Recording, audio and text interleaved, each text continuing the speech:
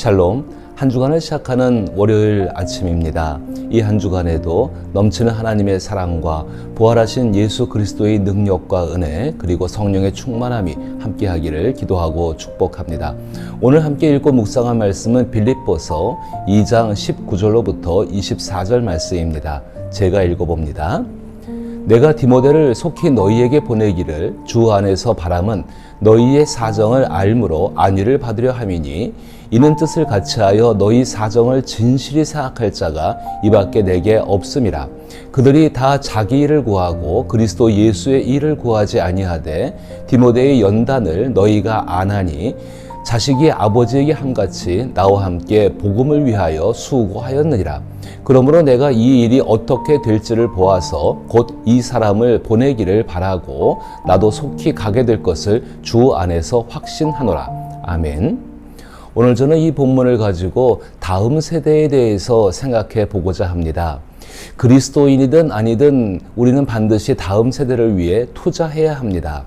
다음 세대를 양육하고 세워가는 일은 현재뿐만 아니라 미래를 위해서도 매우 중요한 사명입니다. 오늘 본문은 다음 세대를 양육하는 데 있어 꼭 기억해야 할 귀한 교훈들을 전해주고 있습니다. 비록 우리가 늘 다음 세대를 위해 힘쓰고 있지만 오늘 본문의 의미를 깊이 새기며 더욱 기도하고 노력해야 할 것입니다.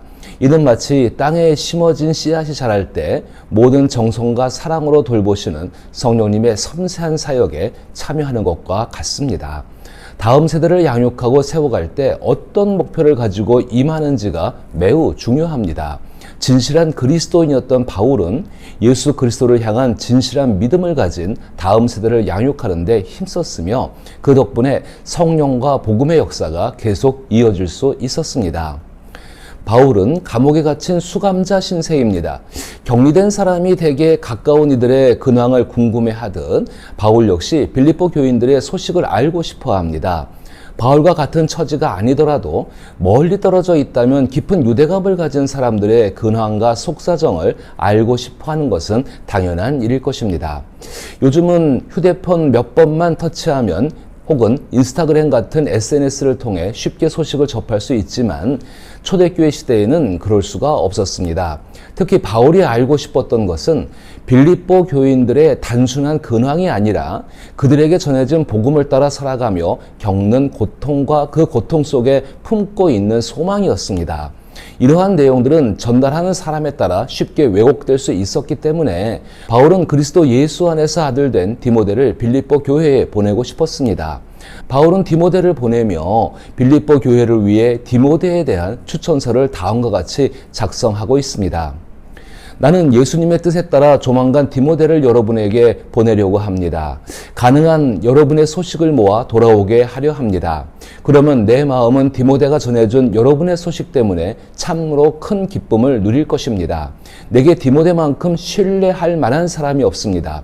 그는 충실하며 여러분을 진심으로 걱정하는 사람입니다. 이곳에 있는 대부분 사람들은 예수님의 일에는 관심이 없고 자기 일에만 몰두하고 있습니다. 그러나 여러분도 알다시피 디모데는 진국입니다. 우리가 복음을 전하는 동안 디모데는 나에게 충실한 아들이었습니다. 앞으로 이곳에서 일어나는 일들을 알게 되는 대로 소식을 전하겠습니다. 나도 곧 그를 따라 여러분에게 갈 수 있기를 바라며 기도합니다. 이처럼 오늘 본문은 디모데를 보내면서 바울이 작성한 추천서라고 말할 수 있습니다. 이미 빌립보 교인들은 디모데가 누구인지를 잘 알고 있습니다. 바울과 함께 사역했고 바울의 말 그대로 디모데는 복음의 일꾼이었습니다. 그런데 왜 바울이 중요한 사명을 가지고 빌립보 교회에 가는 디모데를 위한 추천서를 다시 작성하고 있는 것일까요? 빌립보 교인들은 이전까지 디모데를 바울의 보조자로만 알고 있었으며 다소 걱정이 많고 자신감이 부족한 연약한 사람으로 여겼습니다. 그런 그에게 자신의 속마음을 털어놓는 일은 빌립보 교인들에게 결코 쉽지 않은 일이었습니다. 일시적인 위로는 받을 수 있을지 모르지만 신뢰함으로 마음 깊은 곳까지 나누고 왕이신 예수 그리스도를 위해 목숨까지 바칠 수 있는 진정한 충성을 함께 생각하고 헌신하는 것은 매우 어려운 일이었습니다. 바울이 디모데를 빌립보 교회에 보내는 것은 단순한 방문이 아닙니다. 디모데는 빌립보 교회에 일정 기간 머물며 교인들과 교제하고 복음을 다시 전파하며 그들이 복음에 합당한 삶을 잘 살아가고 있는지 점검해야 합니다. 또한 복음을 통해 왕이신 예수님께 더욱 충성된 삶을 살도록 격려와 조언을 전하는 역할을 맡고 있는 것입니다. 쉽게 말해 빌립보 교회에 그들을 인도할 파견 목사를 보내는 셈입니다.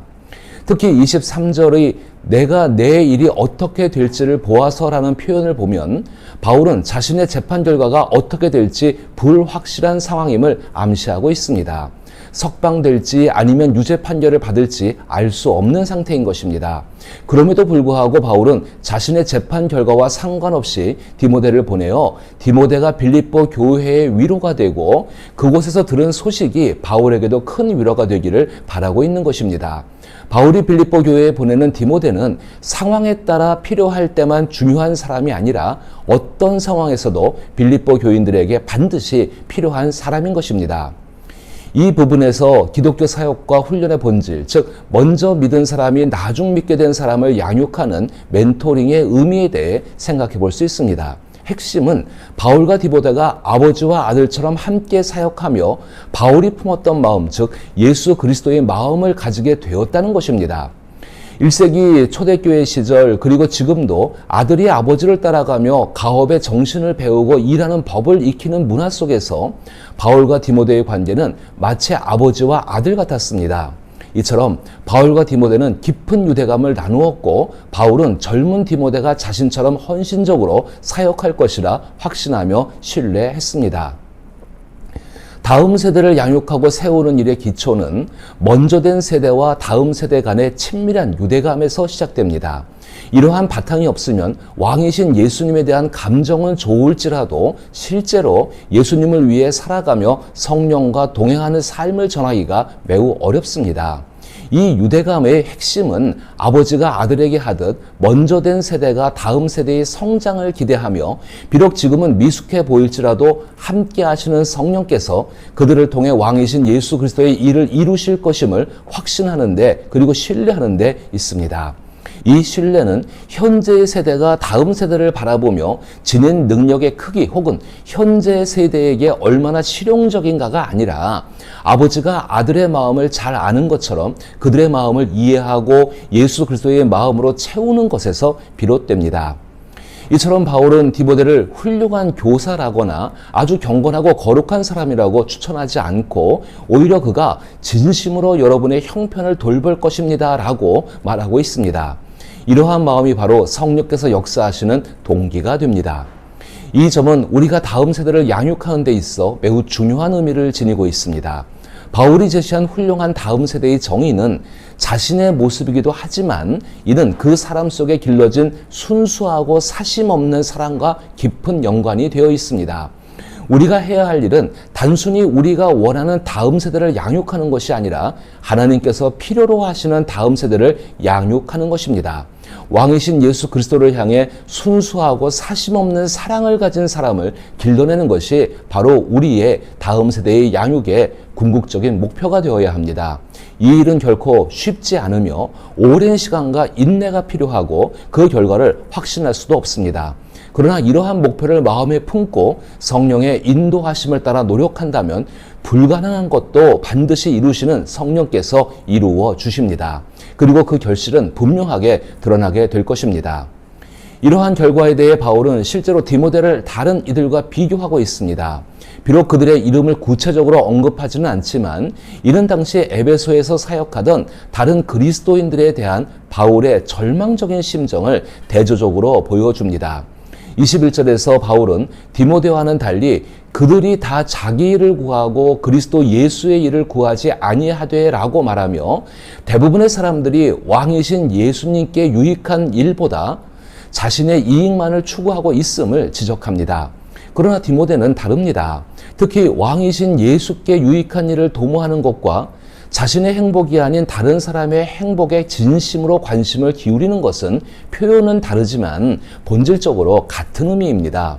바울의 관점에서 왕이시며 주님이신 예수님께 충성하는 공동체는 예수님과 떼려야 뗄 수 없는 관계에 있습니다. 예수님은 그들과 함께 계시며 예수님의 영이신 성령은 개인과 공동체 모두 가운데 함께 하십니다. 따라서 예수님을 섬기는 것과 예수님의 백성을 섬기는 것은 하나이며 동일한 일인 것입니다. 교회를 돌보는 것은 곧 메시아의 몸을 돌보는 것과 같다는 것입니다. 바울은 이를 나와 함께 복음을 위해 수고했다라고 표현하며 여기에는 교회와 사람들을 돌보는 일이 포함되어 있음을 강조합니다. 마지막으로 바울은 빌립보서 2장 1절부터 8절에 나타난 그리스도인의 삶의 정당한 태도, 그것이 디모데에게 나타나고 있음을 본보기로 제시합니다. 그러므로 그리스도 안에 무슨 권면이나 사랑의 무슨 위로나 성령의 무슨 교제나 긍휼이나 자비가 있거든 마음을 같이하여 같은 사랑을 가지고 뜻을 합하며 한 마음을 품어 아무 일에든지 다툼이나 허용으로 하지 말고 오직 겸손한 마음으로 각각 자기보다 남을 낮게 여기고 각각 자기 일을 돌볼 뿐더러 또한 각각 다른 사람의 일을 돌보아 나의 기쁨을 충만하게 하라. 너희 안에 이 마음을 품으라. 곧 그리스도 예수의 마음이니 그는 근본 하나님의 본체시나 하나님과 동등됨을 취할 것으로 여기지 아니하시고 오히려 자기를 비워 종의 형체를 가지사 사람들과 같이 되셨고 사람의 모양으로 나타나사 자기를 낮추시고 죽기까지 복종하셨으니 곧 십자가에 죽으심이라. 한마디로 요약하자면 디모데는 예수님께서 직접 보여주신 최고의 모습을 본받아 자신의 삶을 살아가고 있는 사람이라는 것입니다.